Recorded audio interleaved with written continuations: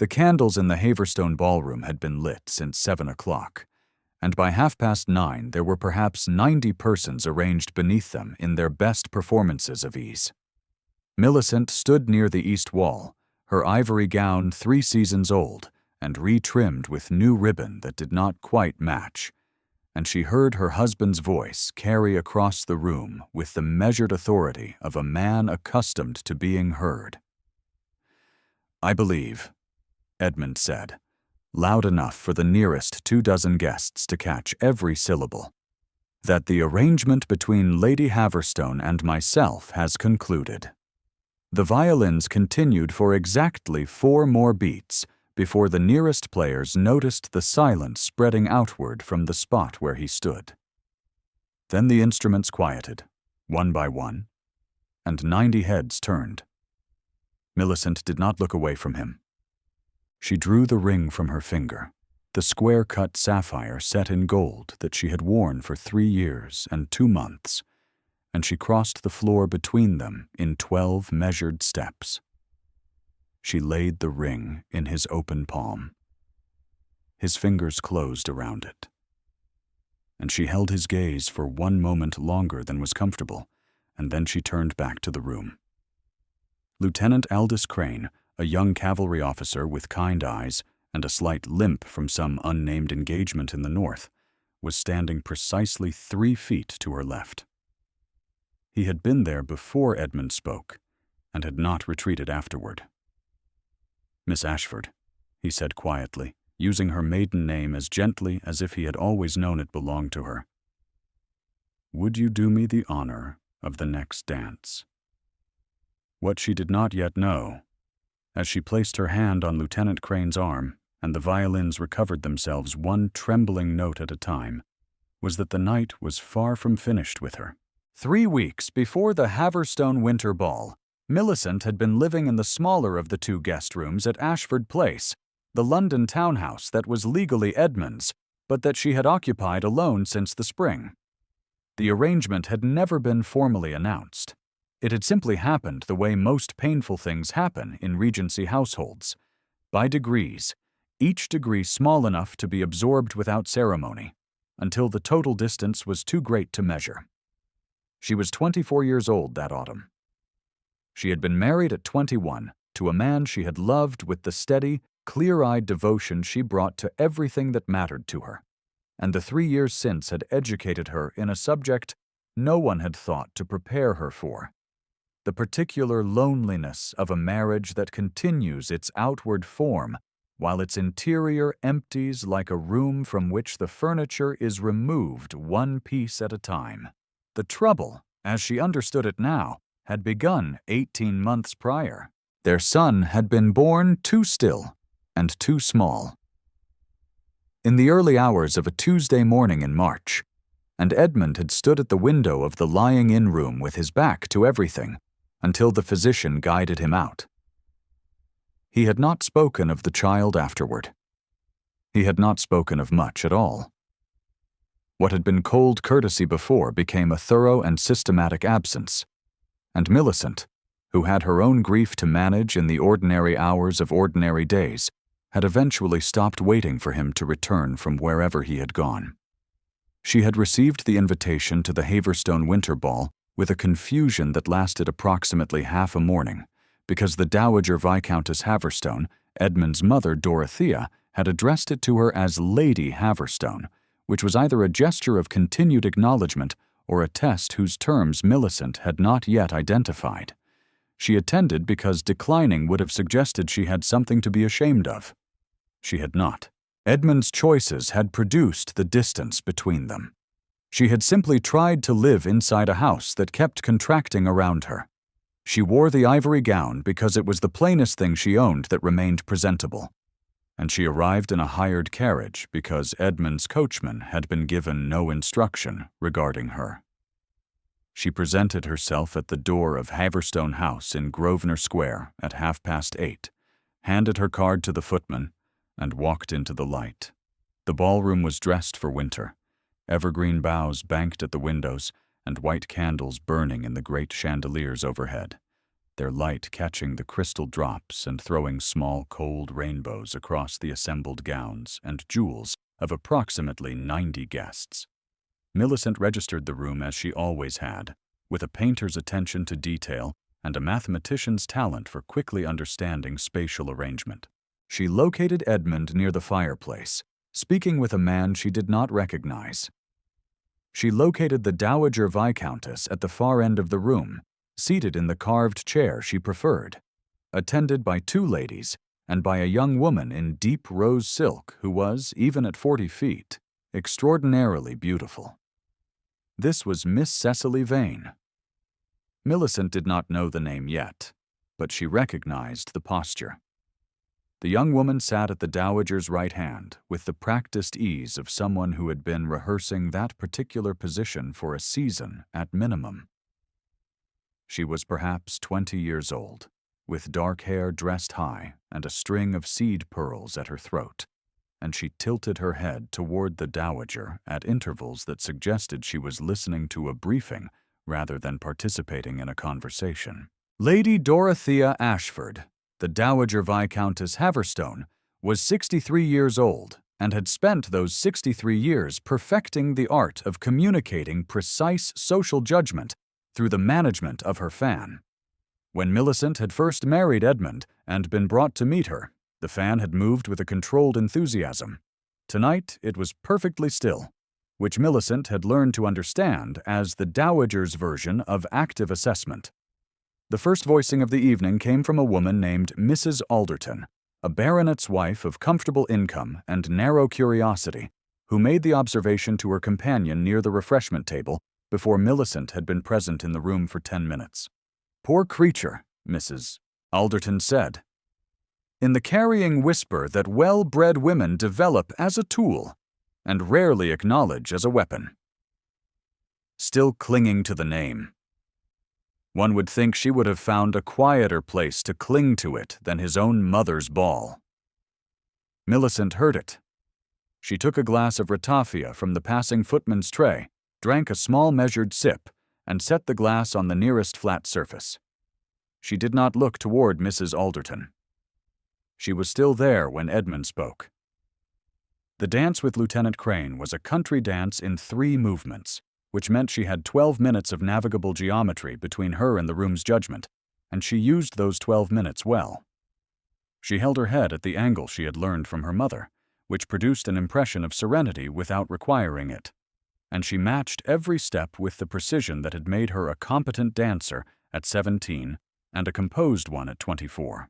Lieutenant Crane was kind enough not to speak of what had happened before the music resumed. He spoke instead about the weather and about a horse he had recently acquired, and about whether the supper tables would have almond cream, about which he had strong feelings. Millicent was grateful for him in a way that was almost painful. Across the room, Edmund watched. She did not see him do it, but Lieutenant Crane's partner in the set, a Miss Helena Burrows, saw it clearly enough that she mentioned it to her mother the following Tuesday, describing the Viscount as having the expression of a man who has just realized he has set down his pocket watch in the wrong room and cannot decide whether it is too late to go back. The watching was invisible to Millicent, which was the point. What she could see was the dowager rising from her carved chair with the deliberate energy of a woman initiating a procedure she has rehearsed.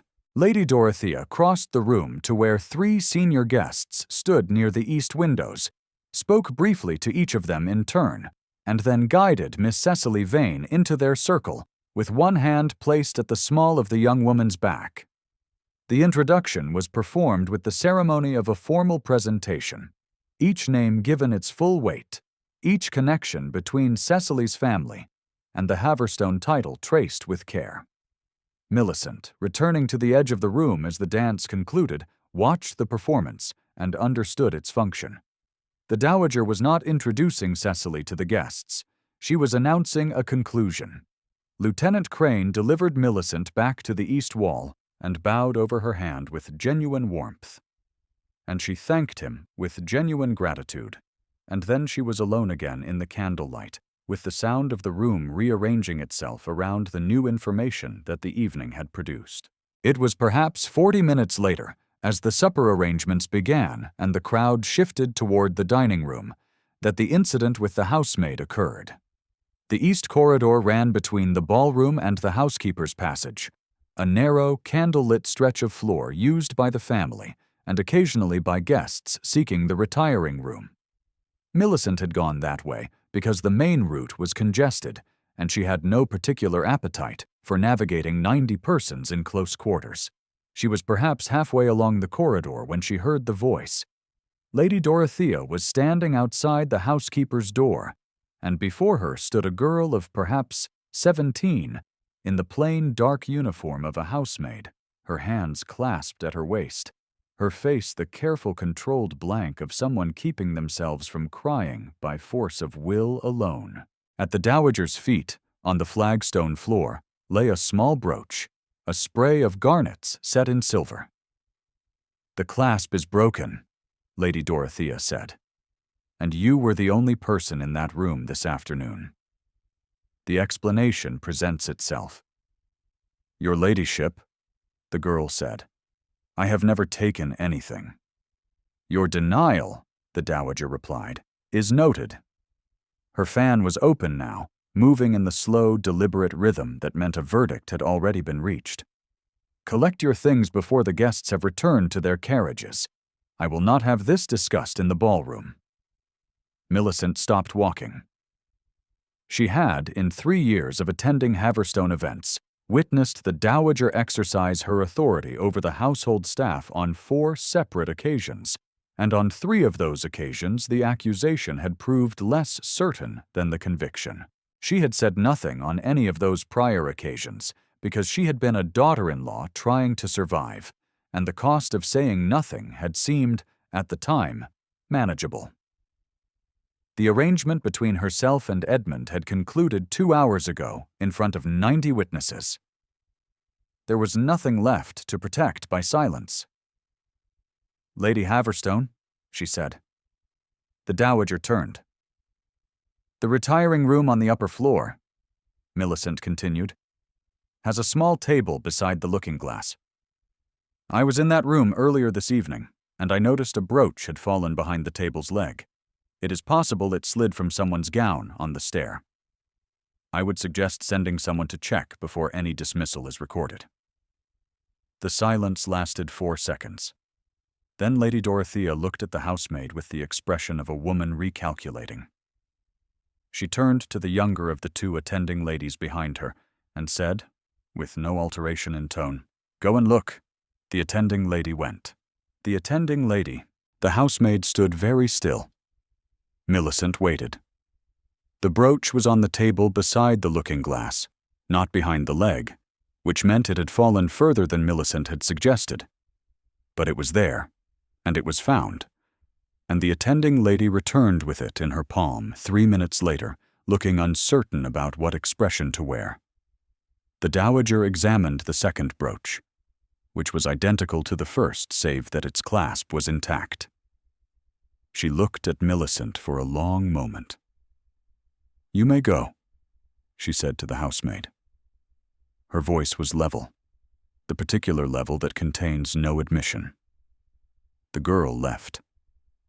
Millicent inclined her head to the dowager and turned back toward the ballroom. What she did not see, because she was walking away from it, was the figure in the doorway of the library that opened off the corridor's far end. Edmund Ashford, Viscount Haverstone, stood in that doorway with one hand on the frame and a glass of port he had forgotten to drink. He had come into the corridor 2 minutes before Millicent arrived, seeking a moment of quiet, and had remained entirely still from the moment he heard his mother's voice. He had heard everything. There was a quality to his stillness now that was different from the controlled composure he wore in the ballroom. His jaw had not moved. His breathing had not shifted. The port remained at the angle it had been when he forgot he was holding it. He watched Millicent walk back toward the light, and his face held an expression that had no name in the vocabulary of a man who had spent 18 months making himself unfamiliar with his own interior. He had been 31 years old when their son was born, and 31 years old when their son died. And he had stood at that lying-in room window and understood, with the absolute clarity that sometimes comes to a person at the worst moment of their life, that he had been cold to her for 2 years before that morning. He had told himself the coldness was discipline. He had told himself it was protection, that a man in his position could not afford the disorder of genuine attachment, that warmth was a kind of exposure that the world would eventually use against him. He had been wrong about all of it, and he had not known how to say so, and the months had continued to pass, and Millicent had continued to be quiet and dignified and unreachable in her own grief. And he had read her unreachability as confirmation that she had already understood he was not worth reaching for. He had drawn up the separation deed in August. He had given it to Mr. Gerald Foss, his solicitor, with instructions to file it with the appropriate authority. He had told himself this was a mercy, that releasing her from the arrangement freed her for something better than the diminished life he had made. He had not, when it came to the actual moment of instructing Foss to file the document, been able to complete the instruction. He had told himself this was administrative delay.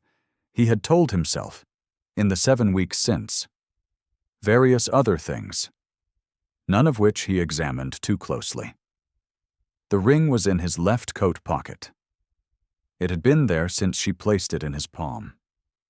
Now he stood in the library doorway and watched the corridor where she had just been, and the expression on his face was the expression of a man who has finally run out of useful stories to tell himself. If you have been moved by Millicent's quiet courage tonight, I hope you will stay with the story to its close. Leave a word in the comments if you know what it is to hold your head level when the room expects you to collapse. Then let the story carry you forward.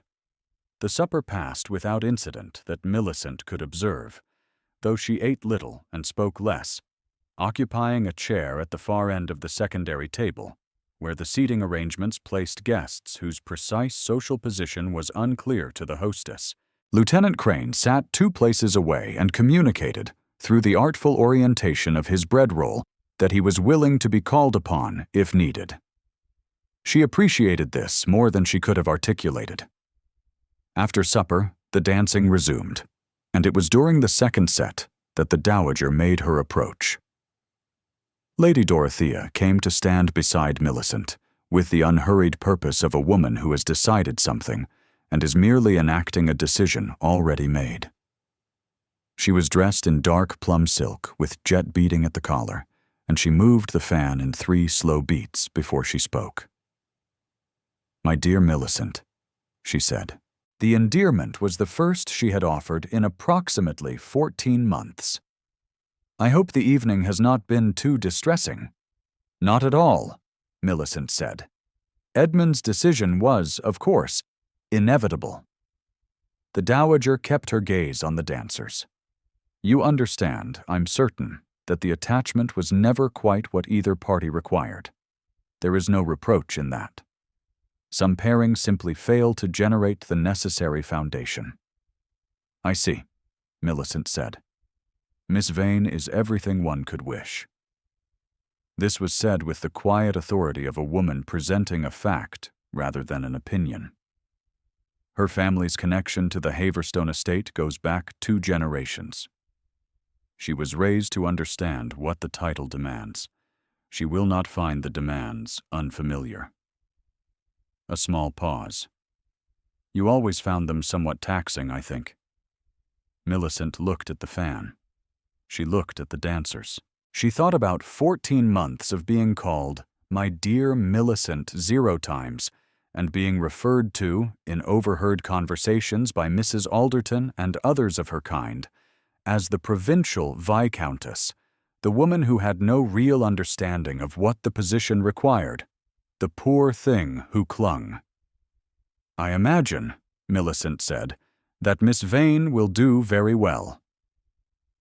The dowager's fan paused for one beat. Then it resumed. Across the ballroom, Miss Cecily Vane stood at the edge of the dancing with two young women who were admiring her pearl necklace. Her calling card had been left on the hall table near the entry, and Millicent had passed it when she arrived, reading the name and the address in Cecily's clear, looping hand. The letters formed with the exaggerated confidence of someone who had been praised for her penmanship. The evening deepened toward 11 o'clock, and the room had settled into the comfortable, loosened register of a gathering approaching its natural close. Candles had begun to burn lower in the secondary holders. Several older guests had already collected their wraps. Millicent was considering the logistics of her departure, specifically whether a hired carriage could be summoned without requiring her to pass through the main entrance, where the Dowager and Cecily had established themselves, when the room shifted. She felt it before she understood it. A change in the quality of the sound. A collective intake followed by a murmur that moved through the assembled guests, the way a wind moves through long grass, directional and purposeful. She turned to find its source. Lady Dorothea had risen from her chair. In her hand, she held a folded letter, the paper a cream vellum, the seal already broken. She held it at the level of her collarbone, which was the height she used when she wished a document to be visible without appearing to display it. "I had hoped," the Dowager said, to no one in particular, and therefore to everyone within earshot, "that this evening would not require the production of anything so unfortunate as this." She let the silence hold for a moment that was carefully calculated. "I have received information from a source I trust entirely regarding a correspondence my daughter-in-law had undertaken prior to tonight. The correspondent is a gentleman whose name I will not speak in this company. The letter's content makes clear that Lady Haverstone's attendance this evening was not accidental." Another pause, the fan held now at a precise angle. "That it was, in fact, intended to create the precise disruption that has occurred. The ring, the dance, the scene in the corridor." The room held its breath. 90 persons arranged themselves into an audience without moving from their places. "She is," the Dowager said to the woman on her left, in the carrying whisper she had been perfecting for 63 years. Exactly what one was always afraid she was. A woman who requires scandal the way other women require air. Millicent stood in the middle of the room. She felt the weight of 90 assessments landing on her simultaneously, and she thought of the corridor, and the housemaid's careful blank expression, and the way it felt to hold yourself together by will alone. She looked at the letter in the Dowager's hand, and she thought of the calling card on the hall table. The exaggerated loops, the letters formed with the confidence of someone raised on praise. "That letter," Millicent said into the room's held breath, "is not from any gentleman of my acquaintance." The Dowager's fan stilled. "The handwriting," Millicent continued, "is Miss Vane's. I saw her hand on her calling card when I arrived this evening. The capital letters are formed with a characteristic backward lean that does not vary. Whomever dictated the letter's content, Miss Vane wrote it out." The silence acquired a different quality. It was no longer the silence of an audience waiting for a verdict. It was the silence of a room recalculating. Cecily Vane's face, at the edge of the nearest group, had gone the color of old linen. She did not speak. Her hands were clasped at her waist, which Millicent recognized, with a grief that surprised her, as the same posture the housemaid had held in the corridor. Lady Dorothea looked at the letter in her hand. Her expression was the expression of a woman who has deployed a weapon and found it has turned in her grip. She looked at Millicent. She looked at the room. The resemblance in hands. She began. "Is unmistakable," said a voice from Millicent's left. She turned. Edmund was crossing the ballroom floor. He moved with the deliberate, unhurried pace of a man who has decided something and is simply completing the physical act of enacting it. The crowd parted for him with the automatic deference that 31 years of rank produces, though Millicent thought it was less the rank than the quality of his intention, which was visible in the set of his jaw and the steadiness of his gaze, and the way his right hand had already moved to his left coat pocket. He stopped before her. The room was entirely silent. Even the servants in the doorways had stopped moving. Edmund Ashford looked at his wife for a moment that contained several things at once. The 18 months of chosen coldness, the Tuesday morning in March, the separation deed he had given to Gerald Foss and never instructed him to file, and the corridor where she had stood and told the truth about a brooch when there was nothing left she was required to protect. He drew the ring from his pocket. "I gave a document to my solicitor in August," he said. His voice was not loud, but it carried the way certain quiet things carry in a still room. "I did not instruct him to file it. I have, in fact, never instructed him to file it." He held the ring out to her. "The handwriting in that letter is Miss Vane's. My mother knows this because she recognizes Miss Vane's hand as well as I do. The letter was produced tonight to serve a specific purpose." He looked at his mother for one steady moment. The dowager's fan was closed, held against her palm like something she had forgotten the use of. "Millicent," Edmund said. Her given name, spoken in the room where he had announced the marriage's end 2 hours prior. "I have been cold when I should have been present, and absent when I should have been honest, and I stood at a window when I should have turned around. I cannot repair what those months cost us by saying so here. I can only tell you that the deed was never filed, which means our marriage holds in law as it has held in my own understanding since the moment I stood here and pretended to release it." He extended the ring. "I am asking you to wear this again," he said. "Not because the law requires it, because I am asking." The room did not breathe. Millicent looked at the ring. She looked at his face, which was the face of a man who had told himself useful stories for 18 months, and had, in the corridor outside the library, finally exhausted them. She thought of the dance with Lieutenant Crane, which she had undertaken because she refused to leave the field with her head bent. She thought of the housemaid's careful blank expression and the cost of saying nothing when nothing was the easier choice. She took the ring. She drew a breath. She looked at the room, at the 90 persons assembled beneath the lowering candles in their gowns and their careful performances of ease, and she felt the weight of their attention as something manageable, even ordinary, the ordinary weight of being seen. She looked back at Edmund. "I will accept certain conditions," she said. A murmur moved through the room. "Chief among them, that you speak of March." His jaw moved. A muscle at his temple shifted. Then he said, very quietly, "Yes." She placed the ring on her own finger. At the edge of the crowd, Mr. Gerald Foss, who had been standing near the supper room door since 10 o'clock attending a guest whose legal affairs he managed, cleared his throat in the way of a man whose professional presence has become unexpectedly relevant. He was a precise man of 52, with careful eyes and a habit of producing documents from his inner coat pocket with the practiced ease of long experience. "If your lordship wishes clarification," Foss said, addressing the room without embarrassment, "the separation deed signed in August bears no filing mark. It was never presented to the appropriate authority.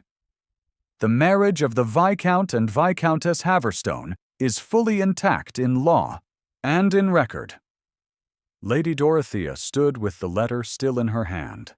Several nearby guests had turned to look at her, not unkindly, but with the particular attention that a public miscalculation attracts. She looked at Cecily Vane, and something behind her expression shifted. A single short clause of recognition. That the evening's gambit had been founded on a confidence the room would not ratify. "I see," the dowager said, to no one in particular. She sat down. Cecily Vane had already moved toward the outer door, attended by her friend, her pearls catching the candlelight as she went. Lieutenant Crane, at the back of the assembled company, permitted himself the smallest nod toward Miss Helena Burrows at his elbow, and Miss Helena Burrows made a note in her memory that she would reproduce faithfully for her mother the following Tuesday, and for several persons beyond that, so that the evening's events would be distributed accurately throughout the season, rather than being subject to the interpretive freedoms of Mrs. Alderton's particular style of summary. The violins, which had been silent through all of this, began again, softly at first, testing the room's temperature, and then with increasing confidence as the assembled company exhaled and resumed the small navigations of a gathering that intends to finish its evening with dignity. Edmund offered Millicent his hand. She took it. They danced. It was not a country dance in 3 movements.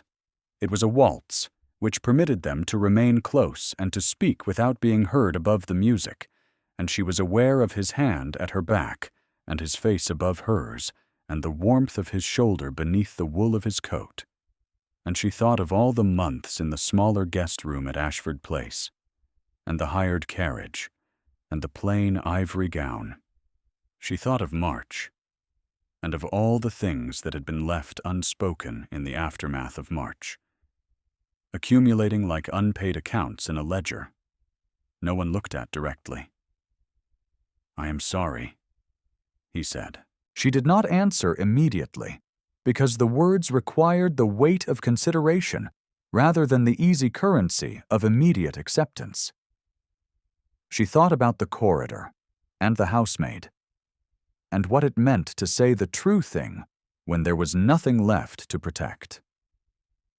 "I know," she said at last. They continued to dance, and the candles continued to burn lower, and the room continued its careful performance of ease around them, and Millicent felt the sapphire's weight on her finger, with the deliberate attention of someone reacquainting herself with a thing she had set down, and was now choosing to carry again. Haverstone in December was a different proposition than Haverstone in the season. The great estate in Wiltshire sat at the end of a gravel avenue of bare elms, their branches holding the sky in their tracery like something a careful hand had drawn, and the house itself wore its winter face with the composed indifference of a building that has outlasted several centuries of human urgency. There were fireplaces in most of the principal rooms, and the housekeeper, a capable woman named Mrs. Croft, who had been managing the house since Edmund was 11 years old, had seen to it that they were properly laid and lit before the carriages arrived. Millicent came to Haverstone 3 days after the ball. She came in Edmund's carriage, not a hired one, with 2 portmanteaux and a leather case that contained her painting materials and her mother's small collection of miniatures. The drive from London took 4 hours in good conditions, and they had good conditions, the road dry and the air cold and bright, and she sat across from Edmund in the carriage, and they spoke about the estate and the management question regarding the south tenancies, and whether Mrs. Croft would require additional staff for the winter, which were not the subjects either of them meant to discuss, and both of them understood this. The subject they meant to discuss was March. They discussed it the second evening, in the library, with the fire burning well and the snow that had begun to fall in the afternoon accumulating quietly against the outside of the tall windows. Edmund sat in the chair across from her and told her what it had been like to stand at that window and understand, too late and all at once, that he had spent 2 years making himself unavailable to a person who deserved to be met. He told her about the separation deed, the specific moment when he had handed it to Foss and felt, not the relief he had expected, but a contraction in his chest that he had spent 7 weeks misidentifying as something other than its actual nature. Millicent listened. She told him about the guest room and the hired carriage. She told him about the morning she had received the invitation to the Haverstone Winter Ball and sat with it for half a day, trying to determine whether attending would be a demonstration of dignity or a demonstration of foolishness. She told him she still was not entirely certain. "It was neither," Edmund said. "It was courage." She looked at the fire for a moment. "It was stubborn," she said. "I have always been more stubborn than dignified." Something in his face shifted. It was not a smile, exactly, but it occupied the same territory, and it was the first movement in that territory she had seen from him in a very long time. And she felt the warmth of it reach her from across the hearthrug. Outside, the snow continued to fall on the grounds of Haverstone, settling into the hollows between the elm roots and covering the gravel drive in a thin white even coat, and resting on the sills of the tall windows in the library where the fire burned, and the two of them sat talking past midnight in a room that had been cold for 18 months and was now, gradually, something else. The square-cut sapphire caught the firelight when she moved her hand, throwing a small blue answer against the ceiling, and she noticed it, and then she noticed that he noticed it, and neither of them said anything about it, because there was nothing left to say about it that the ring itself did not say more clearly. Mrs. Croft, passing the library door at midnight on her way to check the kitchen fires, heard two voices in conversation, and she noted the fact in the private manner of a woman who has served a house for 20 years and knows what the sound of a room returning to itself sounds like. She went on to the kitchen. She checked the fires. She returned to her room and slept soundly, which she had not been able to do for a good many months. The snow was still falling at dawn. Millicent stood at the library window with her second cup of tea and watched it come down in the gray morning light, covering the avenue of elms and the gravel and the formal garden beyond, and thought about all the things that had been required to bring her to this particular window, this particular morning, the ball and the ring and the dance and the corridor and the forged letter and the truth she had named alone in the middle of a room full of people who were waiting to see what she would do. She thought it had been worth it, not because the room had watched, not because the Dowager's fan had finally stilled, or because Foss had stood in a ballroom and said the deed was never filed. Those things had their importance. They had their concrete weight. But what she carried with her to the window was something that had nothing to do with the room's verdict or the law's confirmation. It was smaller than that, and more durable. She had handed back the ring. She had danced anyway.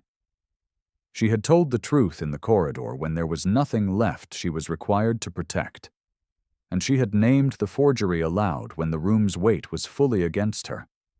And neither of those things had been done for Edmund or for the room. They had been done because they were the things a person of her particular quality did, and she had always known what she was, even in the months when the smaller guest room and the hired carriage and Mrs. Alderton's carrying whisper had conspired to make her doubt it. Edmund came to stand behind her at the window. He did not speak. He was close enough that she could feel the warmth of him in the cold air near the glass. And after a moment she felt his hand settle lightly at the back of her wrist, not holding it, simply present, the way a person rests a hand on something they have been afraid of losing. The sapphire caught the gray morning light from the snow-covered avenue below and returned it as blue. And the fire in the grate behind them continued its small, deliberate work. And outside the elms held their patient tracery against the sky, and Millicent stood at the window of a house that was hers now, finally and without condition, and let the morning come. If Millicent's quiet courage moved you tonight, leave a word in the comments. The season has many more stories yet. The bell at the top of the page will see that you don't miss them.